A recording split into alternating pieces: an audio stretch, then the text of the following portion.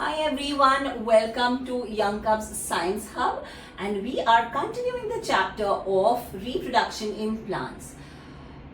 Today's lecture will be the last lecture where we will look or seed dispersal and how these plants have adapted to their environment, to their surroundings, or where the place that they are growing in.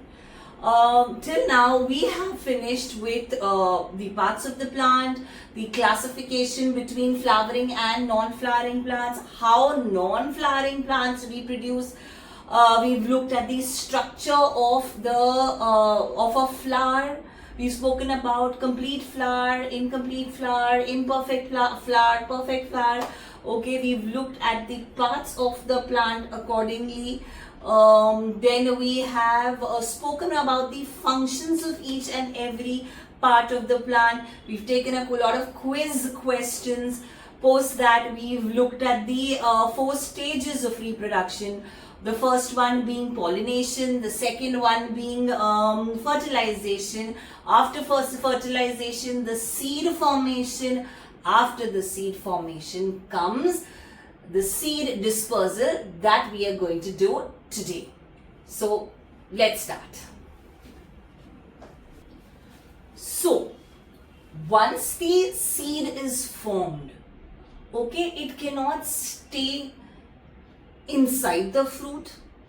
Okay, staying inside the fruit won't help. We won't get more of that kind of a plant. So we have to see to it that the seed comes out of the fruit. Okay, once it comes out of the fruit, okay, it has to spread around. Okay, the spreading of the seed or spreading or scattering of the seed is known as seed dispersal. Okay, in school as well, you know, when the lectures are over or school is done, everybody disperses. Yeah, so this is also seed dispersal. Okay, now let's look at the definition of seed dispersal. So it says the process of transferring seeds away from the parent plant is known as seed dispersal. The transferring of the seed. Where does it get transferred? Away, anywhere but away from the parent plant. Okay, is known as seed dispersal. Okay, transferring away from the parent plant. Children, in science, note down your key words. It's very, very important. Okay, you get marks on these key terminologies which you have to very judiciously use. Okay, so now, seed disperses away from its parent plant. Why? Why is it that it can't just, the parent and the baby growing together, one happy family, one garden, one small sa chotu sa garden? No, it is not healthy. Because of this, it may so happen that the young plant or the baby plant may not survive. Why? Why is staying closer to the parent hampering the survival or growth of a plant? Simply because, understand children, the parent plant is a fully grown plant. That means it will have long roots. Okay, in the soil it is occupying quite a bit of space. Correct?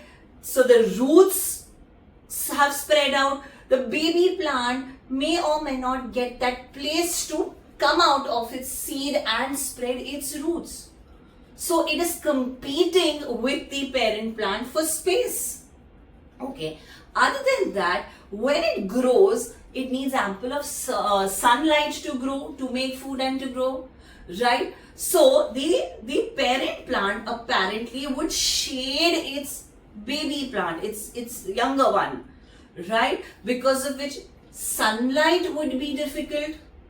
Yes, so it will have to compete with the parent plant for sunlight. Then besides that, now when food, when a plant makes food, okay, it requires certain nutrients and water from the soil. सब कुछ तो parent ले लेगा, तो बच्चे को बहुत कम मिलेगा. So that's the reason why it may not get enough of the essentials, and that's the reason why it has to make sure that it goes away, it moves away, the seed disperses from the parent plant. Yes, so why is seed dispersal important? Okay, yes, it is a natural process. Okay, and see, artificially also it can be done, but it is natural. Okay, and it has these natural kind of inbuilt adaptations for it. Okay, so why is seed dispersal important? Seed dispersal is important so that the baby plant does not have to compete. It does not have to compete with the parent plant for space, roots, right? For water and nutrients, everything. If the parent takes away, what will be left for the baby? Okay, and for sunlight as well. Okay, children, so seed dispersal is important. It is a very important 2-mark question that you get in your paper. Okay, this is important for the survival and healthy growth of a baby plant. Alright, children, hope seed dispersal is clear.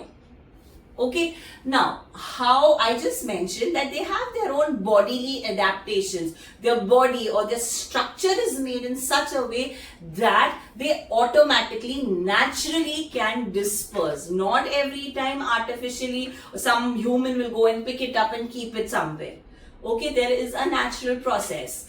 Okay, so the first one, so basically there are four processes of seed dispersal. Okay, the first one that we'll be discussing is by wind. Okay, so what are the body adaptations? Yes, structural adaptations. This is a dandelion. We've seen this one earlier as well. This is a dandelion flower. Okay, below, underneath the flower, there is a small seed. Okay, now this dandelion has these hair-like structures. So with, when we leave our hair open, how it flows into the air. Similarly, when it's, and it can get, it can actually flow. The hair traps the air or the wind in it, and it can fly away and disperse the seed. Okay, some seeds have this, fan-like structure. We would say a helicopter-like structure. Okay, which goes round and round and round and round, and it disperses. And then look at this. It looks like more like a frilly frock. Okay, it's like a parachute kind of a thing, a frilly frock kind of a thing, which again slowly takes away the seed.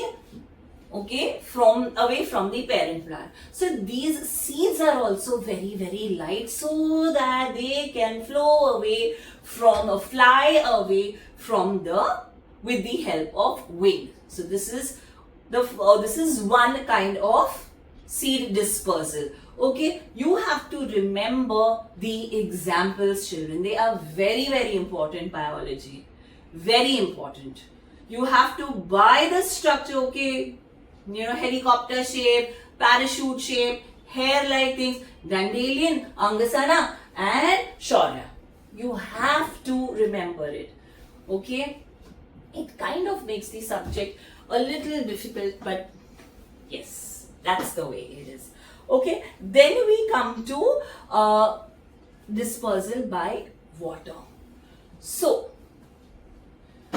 most common is coconut. So coconut trees, normally you see it along the seashores. Okay, so if a coconut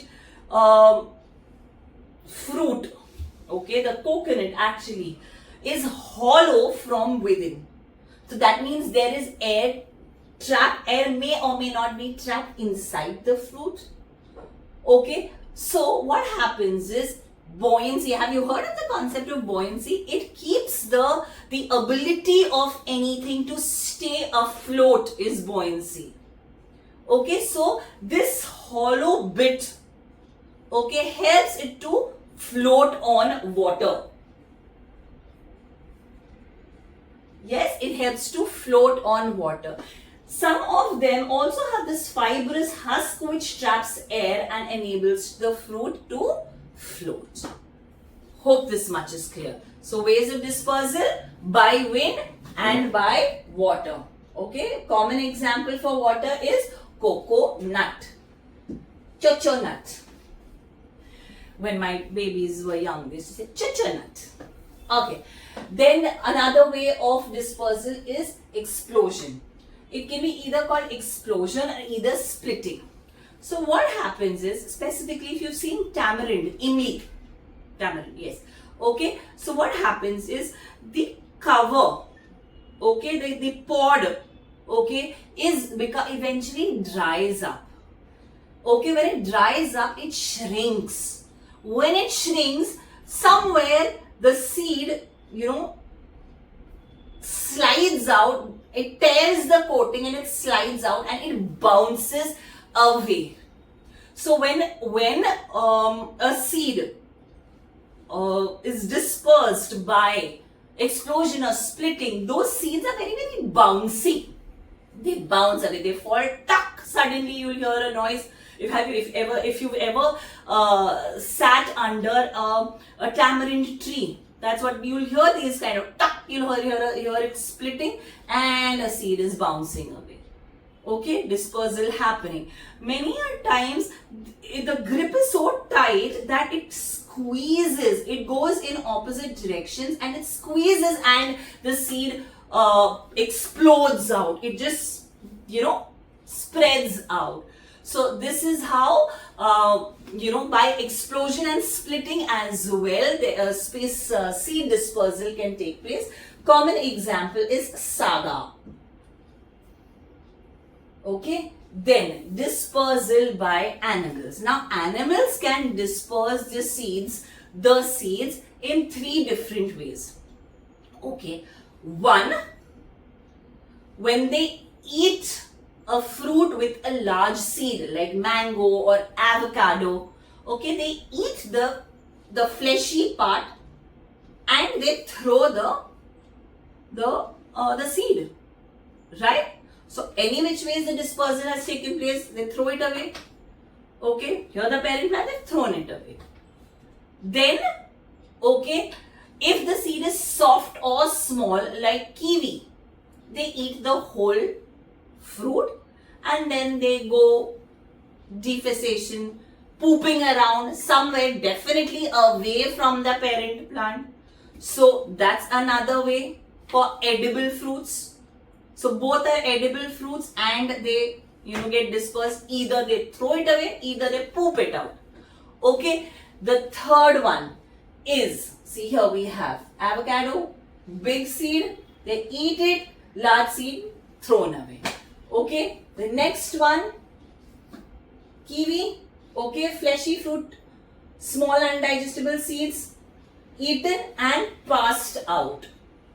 Yes, the third way of dispersal is when mostly for these inedible fruits.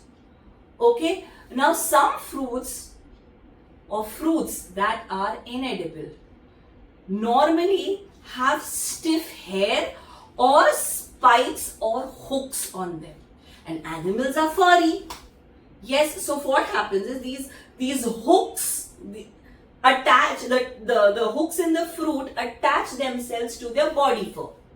Okay, the animal is on a hunt, they move around, then they scratch, it falls off, the seed falls off. Under right conditions, they germinate, right? So another way is inedible fruits, they have these, see, look at the burdock, it has hooks, it actually has hooks. Look at love grass, it is got kind of spikes, okay, and mimosa, okay, it has got stiff hair. So hooks, spikes and stiff hair hook onto the animal's fur and drop off when the animal goes elsewhere. Okay, so these are the 4 kinds of seed dispersal. First, by wind. Second, by water. Third, by splitting or explosion. And the fourth one, animals. Edible ones, eat and throw away, or eat the whole thing and poop it out. And the inedible one normally have hooks, spikes and stiff hair which get attached to the fur, and then they drop off wherever they move. Okay, whenever and wherever. Alright, here is a summary, are a few more examples of seeds with their adaptations. Okay, so by wind we have milkweed, dandelion and maple. Look at the shape of the maple leaf. Yes, then by animals, that inedible fruits, we have beggar ticks, sandbird and blackberry. Blackberry, they eat it. Okay, then by water we have lotus, cattail, coconut. By bursting or by explosion and splitting, we have violet, jewelweed, witch hazel. Okay, and by humans as well, we have beans, wheat, cherry. We just, we do that, right? So the seed gets dispersed. Alright, chalo. Again, a few more examples out here. Expulsion is also another word for explosion. Here we have wind, explosion, animal, water. Yeah. Sure. Now, once the seed is dispersed, okay, what next? Germination. See, dispersal is happening only because now the seed needs to germinate. Discuss the structure of the seed. Okay, now here's the seed. Okay, now you see the brown part, it's a seed coat, it's a hard covering.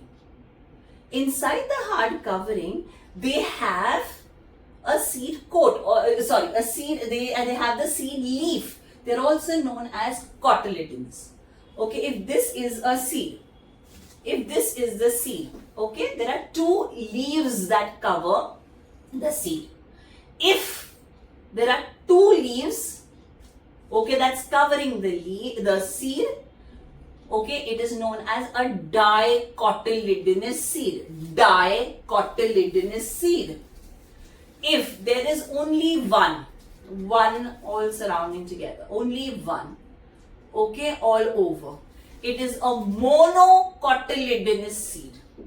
Cotyledon is another word for seed leaves. If there are two, dicotyledonous. If there's just one single, monocotyledon. So from the outer we have the seed coat. Then we have seed leaves. Okay. Now, do you see this part? This area? That's the embryo. What's the embryo? From where has the embryo come? Remember, from the zygote. After fertilization, when the male and the female egg fuse, we get a zygote, and then the zygote grows into an embryo. Okay. Now, this is the actual baby plant out here. It's a baby plant is hidden out here. Okay. Once, okay, the seed germinates. When will the seed germinate? When it gets water. Okay, when it gets water. Light is not required for a seed to germinate. Remember, it's a very, very important point, children. Light is not required for a seed to germinate. Simply because the seed has its own food store. Do you remember when we were looking at fertilization, there was one male egg which went in the middle and we called it endosperm. Yes, that endosperm becomes a food reserve or stores food for the seed until it starts developing leaves. Okay, and so under no, so a seed does not require light because it has a food store. And remember what happens to the second egg? It fuses with the female egg. So two male eggs, okay, one going to form the endosperm, one going to fuse with this with the female egg for fertilization. So there are two times, where the male cell is fusing. This is known as double fertilization. It is not there in your 5th and 6th grade, but just for information, since there are two male cells, so it will be double fertilization. Coming back to seed. So the endosperm, okay, in the middle, which becomes the food reserve. The food is there stored in the seed leaves, in the cotyledons. Okay, and so the leaves, so the seed does not require light for food, for making food, or for the process of photosynthesis, simply because there are no leaves. Secondly, it has a food reserve. Yes, so once the seed gets right temperature, you can't expect seeds to grow in your fridge. It needs to be slightly on the warmer side. Yes, so climate has to be warm and decent amount of water. Don't pour buckets of water. Okay, little, just sprinkle water into the seed, onto the seed. It needs to be a little under the soil. It normally germinates well under the soil. Okay, so these are the right conditions. It does not have to be, the weather does not have to be too dry.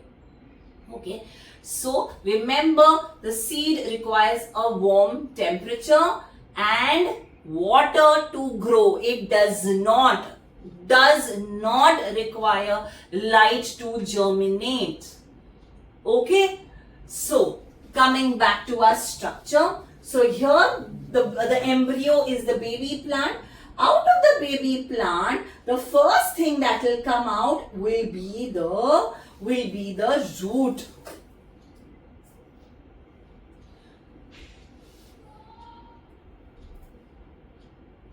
Yes, the first thing that will come out will be the root. Okay, it's yet not formed. The root is yet not formed. Hence, the first thing that comes out will be known as the radicle. This later on becomes the root of the plant. And then, okay, eventually this grows and grows into leaves. So the upper shoot part, what becomes the shoot, is known as the plumule, and the part that becomes the root in a plant is the radicle. Hope this much is understood. They have the seed coat, they have the cotyledons or the seed leaves, if two, dicotyledon, if one, monocotyledon. Okay, we have the embryo, the root, the part which will become the root is called the radicle.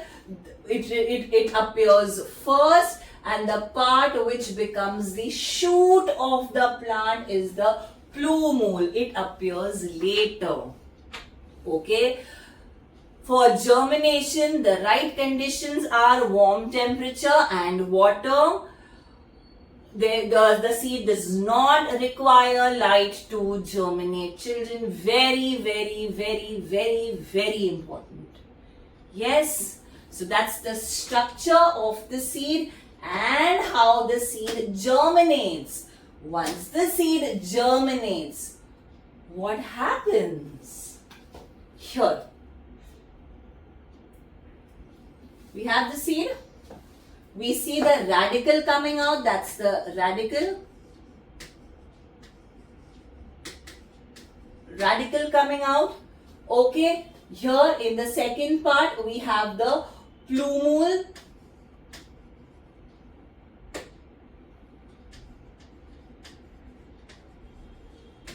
Okay, seed has germinated, plumule, and then here what happens is the seed leaves fall off. Okay, no, not required anymore. The cotyledons not required. Leaves have appeared. Now those seed leaves, basically store of food is also over, and now the seed is capable of making its own food through photosynthesis because leaves have appeared. So the seed leaves fall off in the seedling stage. Then eventually it grows into a young plant. This is also known as sapling.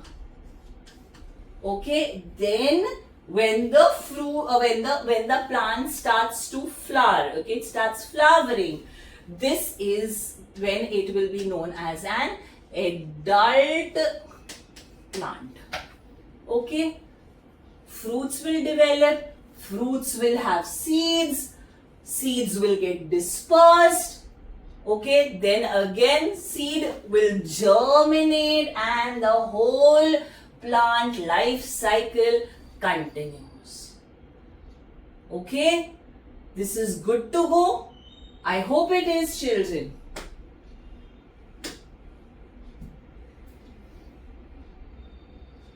Alright, so our seed has grown, our seed has germinated, everything has taken place, but as I told you, there have to be some certain adaptations. There are some structures that the plant comes up with himself, with unique structures that they have, so that they can survive in the conditions that they are born or they germinate in. Okay, so let's look at this. What other adaptations do plants living in different environmental conditions have? Plants need to have other adaptations that allow them to make food, okay, obtain water or store water. So if the climate is very arid, very dry, which is a desert, okay, the desert conditions, it should be able to store water as well, okay, in the natural environment, so that they can thrive. Thrive means survive, okay, grow and reproduce. So yes, the adaptations should be favorable for survival, growth and reproduction. Very important, children. This is really important. These are the three fill in the blanks that can come. Okay, adaptations by a plant is done so that a plant adapts to its surroundings or its environment so that it can survive, grow and reproduce. Very important. Okay, so hot and dry environment. What happens in the hot and dry environment? Dry as in very little rainfall, hot summers all the time, lot of heat, that much that a plant can dry up. Yes, so in such a case, to avoid dying out, okay, what are the adaptations a plant does? We'll see that. Okay, we'll see that. For that matter, for cactus. Okay, cacti are usually found in the desert. What features do they have? How do these features help them survive in the desert? We'll see that. Plants living in a hot and dry environment usually have small leaves. Why? Because if the surface area of the leaf is large, lot of sunlight falling on it, lot of evaporation of water taking place from the leaf, lot of water going out of the leaf through transpiration, loss of water through the leaves of a plant or through the stomata. Stomata are the small openings, okay, is known as water loss from plants is known as transpiration. Okay, so that's the reason why they do not have very large leaves, they have very small leaves. Okay, or leaves that look like sharp spines. Cactus, yes, we've seen a cactus, something like this, and they have these small spike-like leaves. No, these are not the leaves, that's in fact the stem. and these spike-like things are the leaves. Okay. Some also have large green stems. So these are the stems to help them make food using light from the sun. So here in such plants where the leaves are more spike-like, okay, the stem do the photosynthesis. Okay, how these stems are little spongy and a little, motu. Okay, so and a little spongy. Why spongy? Because they store water in them. Yes. So let's look at let's talk about cactus over here. No, I'll speak to you about it in the next slide. Okay, then plants living in water. Okay, these plants usually have large leaves to get more sunlight to make food. Enough of water, so more sunlight, they'll make more food. Okay, see this. They have large leaves. Okay, and these leaves apparently have an oily coating on them, so that if there's water that splashes on their surface, they don't get damp and they don't tear out from that. They don't lose the strength from that particular area. So they have this oily coating kind of a thing which does not allow the leaf to absorb the water. Okay, whatever water they want, they take it through their stem only. Okay, and yeah, that's about it. So some plants living in water have parts that can trap air. These parts enable the plant to stay afloat. So there are parts where they let air enter into their body so that the plant stays afloat. Okay, so that their leaves can get more sunlight. So if the plant sinks, sunlight becomes a little difficult for them. Yeah. Then cold and dry. We saw hot and dry. Now in cold and dry. There's snow everywhere. So ideally, if there's a plant standing like this, like an oak tree or something like that, where the leaves are facing upward, snow falls, the snow will gather on the leaves. It's quite cold. Because of that cold or temperature, the leaves may die. So what happens is they make an outer hard covering and the leaves are sloping downwards. So snow falls and slides down. It doesn't stay deposited on the leaves. So that's another adaptation. So plants living in an extremely cold environment have small, narrow leaves to reduce water loss. Yes, spruce, the Christmas tree, pine tree, fir tree, something like that. Short needle-like leaves. Yes, so both leaves in hot and dry climate and cold and dry climate, both shrink their leaves to spikes and needles. Okay, so to reduce their surface area. One, to get less sunlight, other so that snow does not stay deposited on their surface.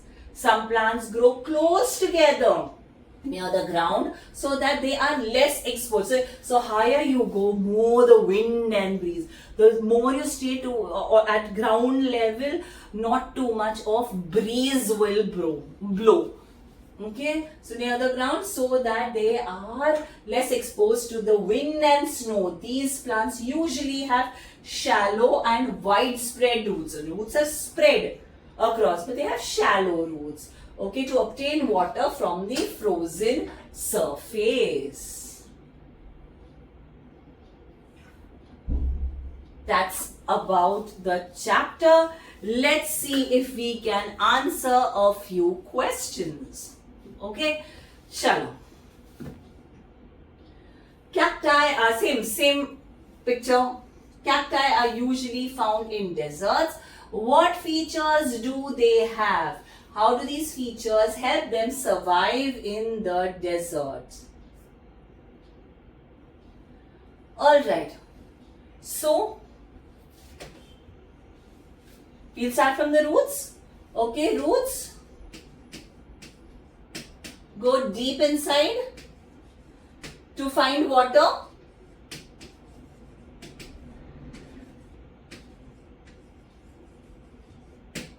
Yes?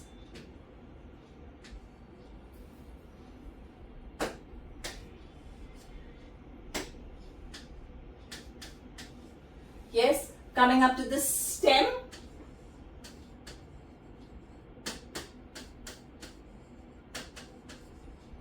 Thick and fleshy. Yes? To make food. Food for the plant. Okay, leaves. Leaves, what happens to the leaves? Shrunk to spikes. Okay, to prevent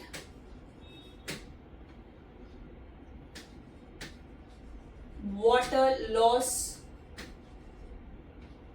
from the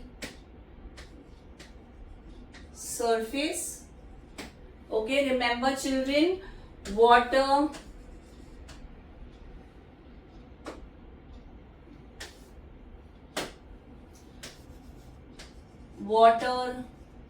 loss from leaves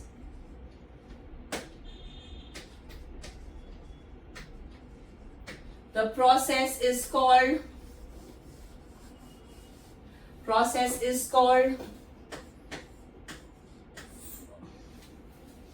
what's wrong with me? Process is called transpiration.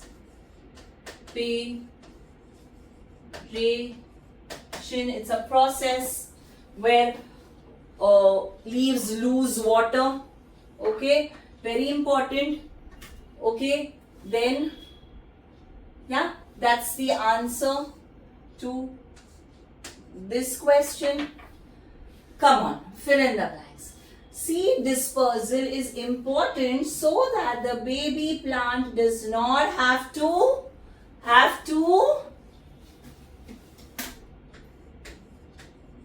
compete with the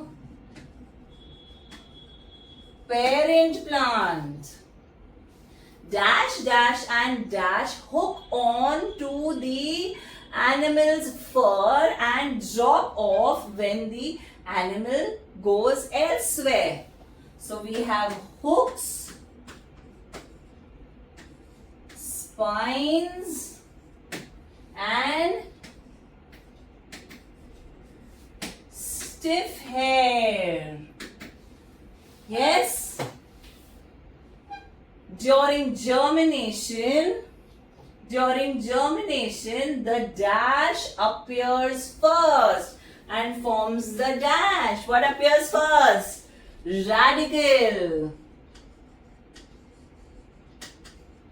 Radicle appears first and forms the roots of a plant. Yes, children, are we getting this? Now this is theoretical. Let's go and look for some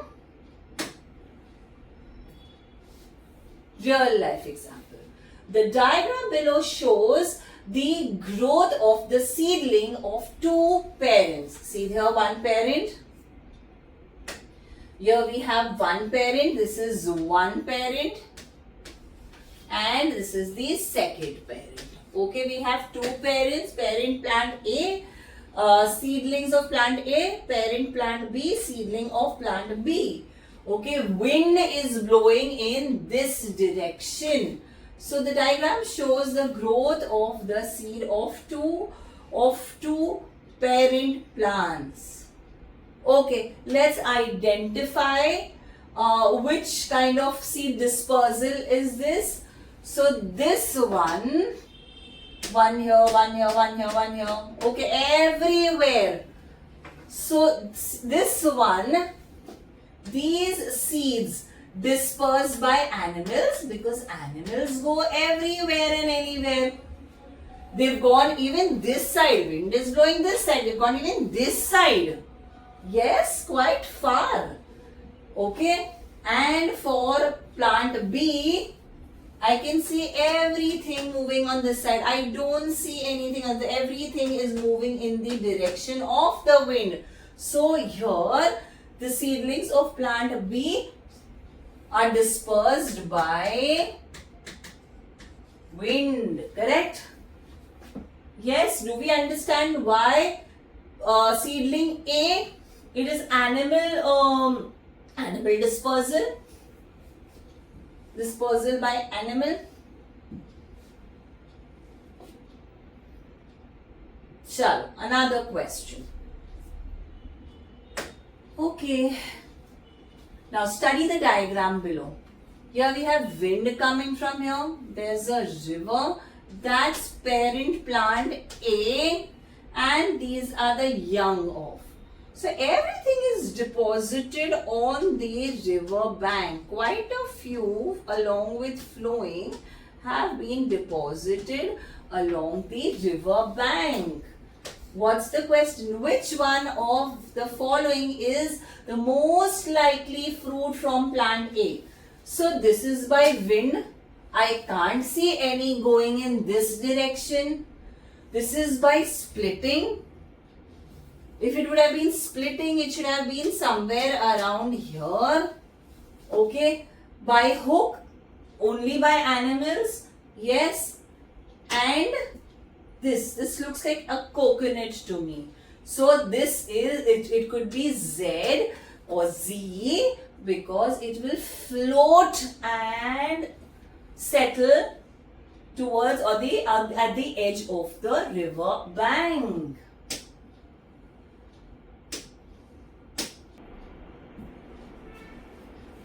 That's all, children. Here we are at the end of the chapter.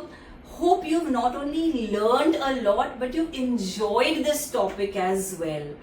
Hope I could give you all the details required, all the kind of questions that you could have, coming to you, being thrown at you. In case there's anything that you need to tell me or ask me, do write in the comment section. If you need notes for this chapter in the question answer, fill in the blank, true or false format, do ask for it in the comment section. Thank you so much, and God bless you all.